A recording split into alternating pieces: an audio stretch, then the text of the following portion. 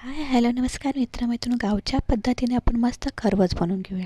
त्यासाठी बघा घट्टसर खरवस बनवायचा असेल तर परफेक्ट असं बनवायचं ते बघूया.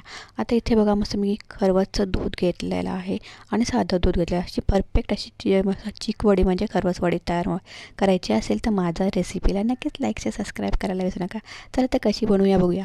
इथे मी खरवसचं म्हणजे चिकाचं दूध घेतलं आहे. तर हा म्हशीचा चिकाचा दूध आहे आणि त्याचं साधं दूध घेतलेलं आहे. इथं वेलची पूड भाजून घेतलेली आहे मस्त की. आणि इथे बघा मस्त की साधं दूध आणि खरवसचं दूध मी एकत्र करून घेतलं आहे. त्याच्यात मस्त गूळ चिरून घेतलेला आहे, मिक्स करून घ्यायचं आहे, एकजीव करून घ्यायचं आहे. हळद पूड टाकून घ्यायचं आहे, याच्यामध्ये मस्त वेलची पूड टाकून घ्यायची आणि छानपैकी एकजीव करायचा. आता याच्यामध्ये मी थोडंसं जिरापोळी टाकणार म्हणजे चवीला आणि पचायलाही हलका असा खरवस होतो.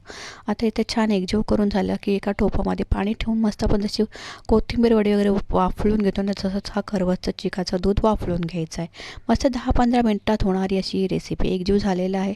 आता इथं पाणी गरम करून मस्त वाफवायला ठेवूया आणि त्याच्यावर वजन ठेवायचं आणि छानपैकी अशी वडीचा खरवस तयार होते. तर बघा मस्त की 10-15 मिनटं वाफ द्यायची आणि छान म्हणजे स्टेम करून घ्यायची.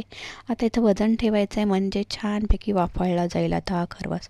इथे एकजीव मस्त झालेला आहे खरवस. आता इथे बघा चेक करून घ्यायचा, छान वडी पडेल असा खरवस तयार झालेला. आता ह्याच्या वड्या पाडून घ्यायच्या आणि छानपैकी केळीच्या पानावर किंवा कुठल्याही पानावर तुम्ही ह्याच्या वड्या पाडून घ्यायच्या. साधा सिंपल रेसिपी असतात तर राहण्यासाठी जाऊन बघू शकता.